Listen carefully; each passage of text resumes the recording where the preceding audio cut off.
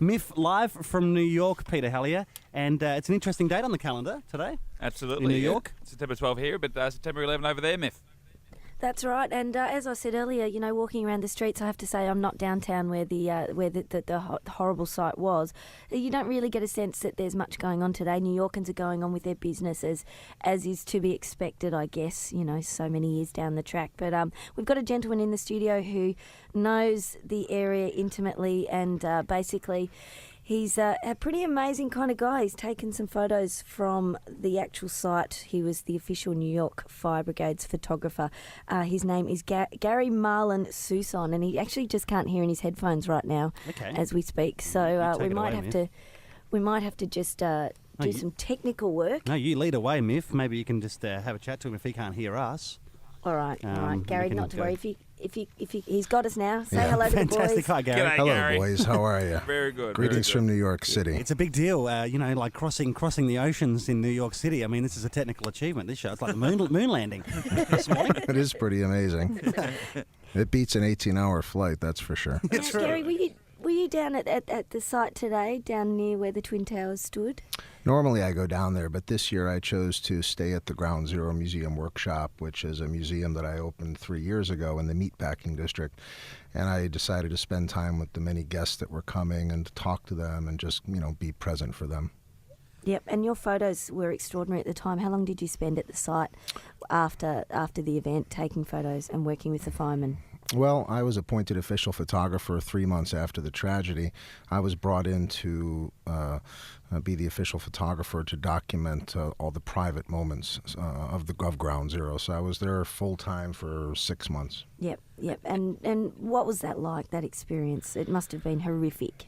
It was a double-edged sword. It was horrific in that I had to see and witness, you know, things that most people aren't prepared to see, human remains and so forth. I wasn't just a photographer, I was a recovery worker. I dug for remains. But it was rewarding in the fact that I made a lot of very special friends, and I learned what brotherhood was about. I spent a lot of time with New York City firefighters digging, and their kindness and compassion for me and what I was doing was really an experience I'll never forget. So, Gary, where were you, you know, this is, I guess, the famous question, where were you when it happened? I was in my photography studio on West 14th Street, and I had arrived there early morning to set up for a photo shoot. I'm originally an actor and a playwright, but I used to shoot photography to make money on the side. Yep. And I was setting up for an early morning photo shoot, and I fell asleep on the couch, and then I awoke to a kick on my door, and it was my neighbor Daryl kicking the door saying, "Get up to the roof, the World Trade Center has been attacked." I thought he was joking. He kicked harder. I opened the door, and he said, "Grab your camera and get up to the roof." And we were very close to the Trade Center, so I ran up there and turned the corner, and I was horrified to see black smoke spewing from these beautiful towers. So, And what did you do then? What happened with you? Did you go down there and start taking photos straight away, or did you just sort of kind of run and hide pretty much? No, I was on my roof watching it all unfold, and the towers collapsed. And about 30 minutes after, I ran down there with my camera to take photographs. I was able to get into the site, but I didn't really shoot much. I wound up helping out what was called the Bucket Brigade. I don't know if you know what that was. That was where hundreds of men and women were lined up with buckets, each passing buckets of debris down the line to try and get to what victims we could find. Wow, that's incredible. Did you have any I guess things that you weren't allowed to take photographs of while you were down there? Well, I mean, when I was appointed official photographer by Rudy Sanfilippo of the Uniformed Firefighters Association, he did lay down some very strict rules for me. He didn't really need to lay down the rules. I wouldn't have shot body parts if you had paid me, but he did say, please never shoot human remains, and of course, I never did. Seeing them was enough. If human remains needed to be photographed, then that was done by the coroner's office. Yeah. Did you have any counselling after that? About 7 years worth. Yeah, they offered it to you, and Yeah, well, no, yeah, they did, but I didn't have counseling. I had a little bit of counseling after the recovery ended. It was for post-traumatic stress disorder, and then I blew it off because I thought I was above it all. And for the next 2 years, I didn't socialize, and I stayed indoors, and I realized after 2 years, you know, gosh, I'm pretty messed up, and I'm depressed. So I got into a really great PTSD, post-traumatic stress disorder program, and I'm happy to say that I've improved greatly. And on this day, 7 years ago, 2 airplanes have crashed into the World Trade Center. That's incredible. In an apparent terrorist attack on our country. Oh, the next building is another one. Terrorism against our nation will not stand. and live in the studio from New York City, we have Gary Marlon Suson, who was the official photographer for the Firefighters at September 11. Thanks for staying with us, Gary. My pleasure. And Gary's just shown me the book that he's put together. It's called Requiem Images of Ground Zero, and there's some pretty amazing pictures in here. You weren't allowed to take any photos of a lot of the body parts and that kind of thing, but you've got personal items like shoes and teddy bears and people's glasses and that kind of thing.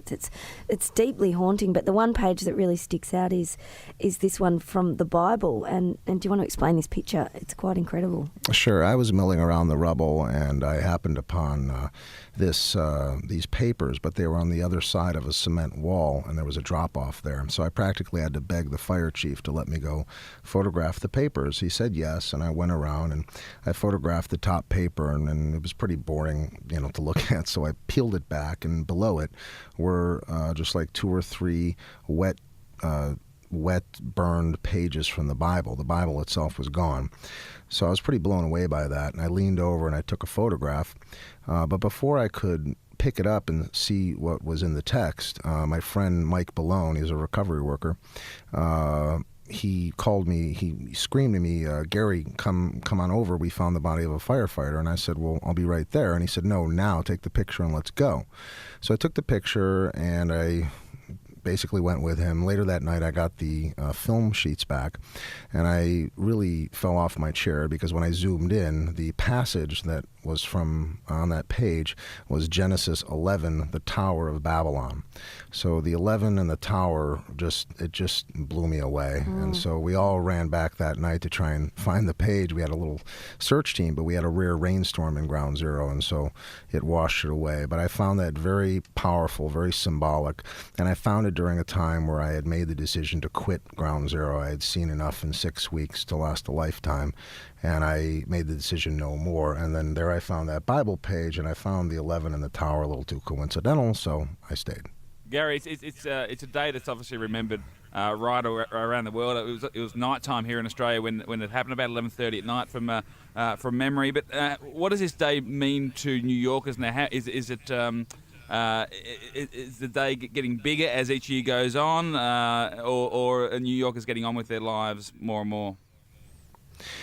Well, on surface level, you would be inclined to say that New Yorkers are moving on with their lives and they've forgotten, but I don't believe that. I think it's a deep personal scar for everyone who lived here or was in New York City at the time, and I think that New Yorkers have just learned to try and coexist with the pain that comes along with such a tragic event. From time to time, we do get New Yorkers into the museum, and they are like an open wound. So I think, like anyone who has suffered through a terrible tragedy, you do your best to suppress it so you can kind of move on with your life, but that doesn't mean that you've forgotten. Do you think people live in fear that it's something like this will happen again?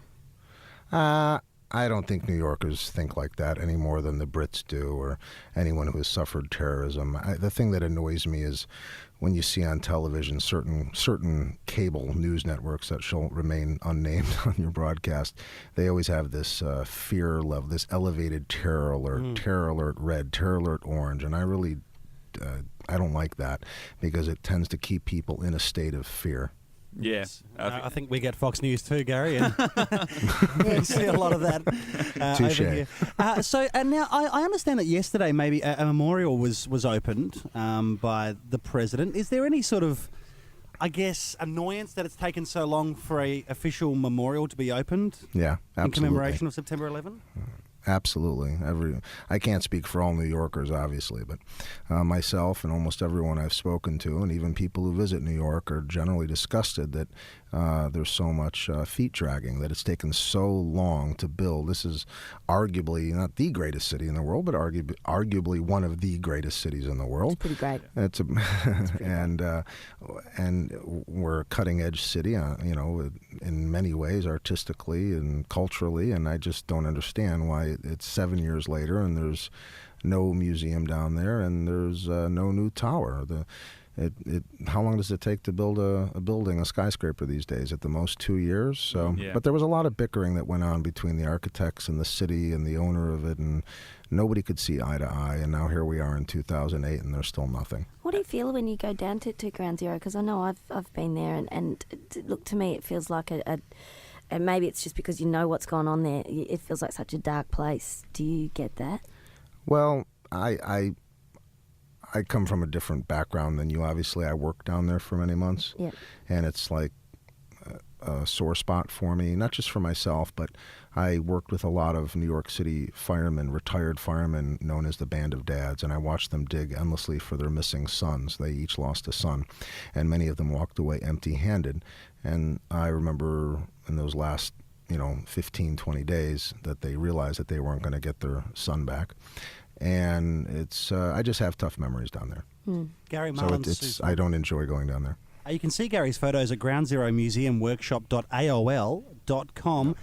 Gary Marlon Suson, thanks for your No, time that's this not morning. it. That's not it. Oh, That's sorry, not the that's not address. the Have you one. got an alternative my address? apologies, Gary. No, it's groundzeromuseum.com. Oh, my apologies. Great, okay. That's okay. Groundzeromuseum.com, you can see Gary's photos. Hey, Gary, thanks so much for your time this morning on September 11. Thank you, and thank you to all the people in Australia who are incredibly supportive of this tragedy that hit us. We do appreciate it. Thanks, Gary.